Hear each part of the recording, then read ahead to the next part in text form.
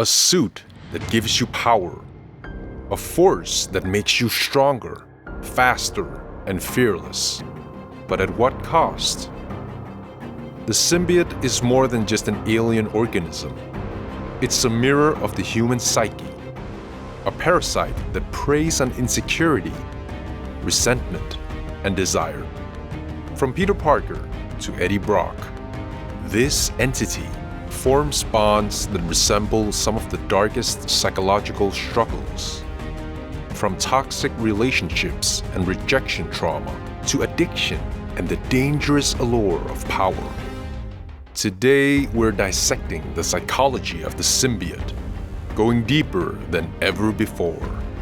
Welcome to Unmasked.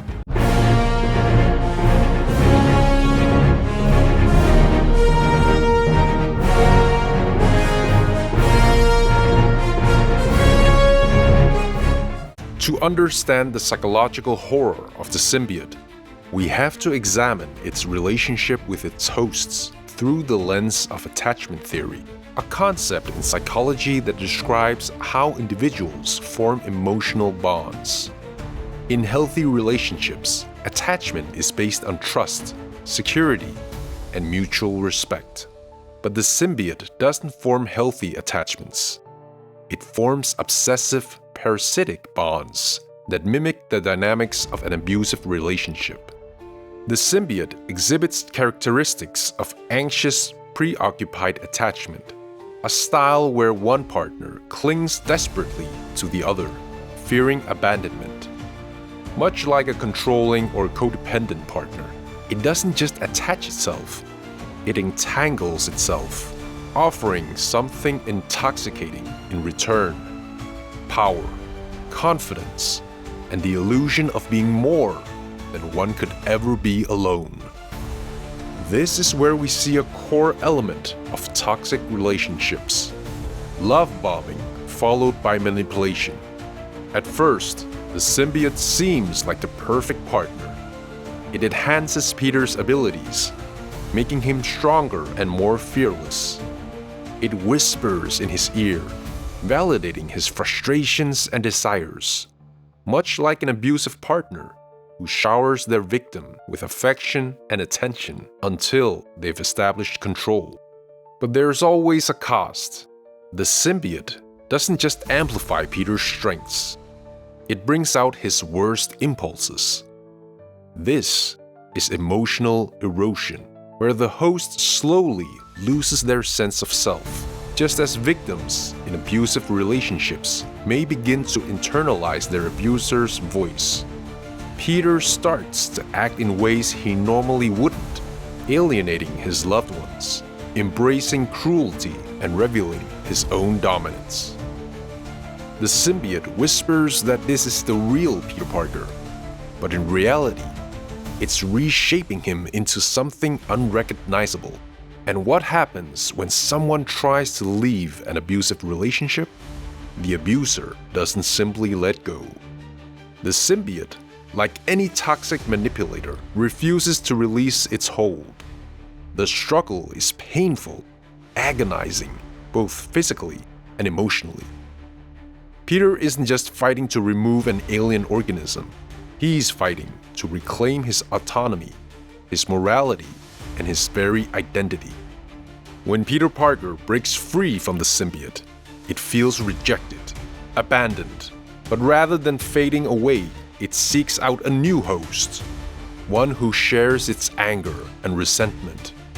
Enter Eddie Brock, a man whose own fragile psyche makes him the perfect vessel for the symbiote's wrath. In real-world psychology, rebound relationships often stem from unresolved emotional wounds. But what happens when that rebound isn't just about finding comfort? It's about revenge. The symbiote doesn't simply choose Eddie. It weaponizes his trauma, forging a bond built entirely on shared hatred and rejection. This relationship is an extreme form of trauma bonding, where individuals form attachments not through love, but through mutual pain and a need for validation. Eddie isn't just gaining power, he's being validated. The symbiote whispers the same things it once told Peter, but now with an even more sinister edge. You were wronged. You deserve retribution. Let me help you take it.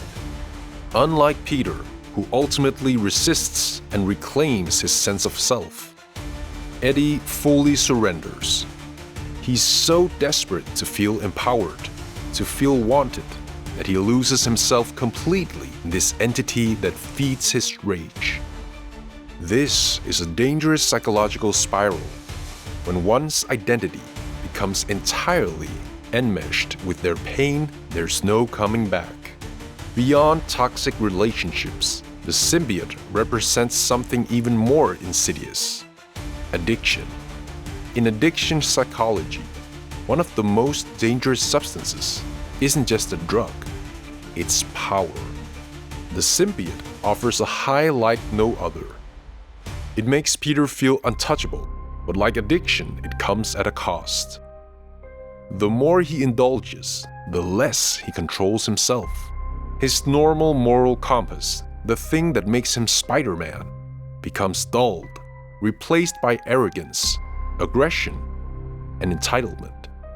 Breaking free from an addiction isn't just about willpower.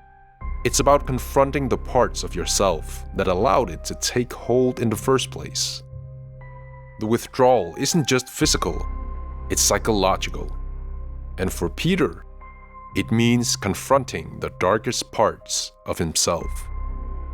The symbiote isn't just an alien life form. It's a metaphor for toxic relationships, for revenge-driven mindsets, for addiction. It lures its hosts with promises of power, but slowly consumes them, distorting their sense of self.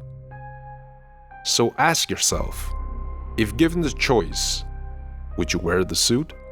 And more importantly, could you take it off?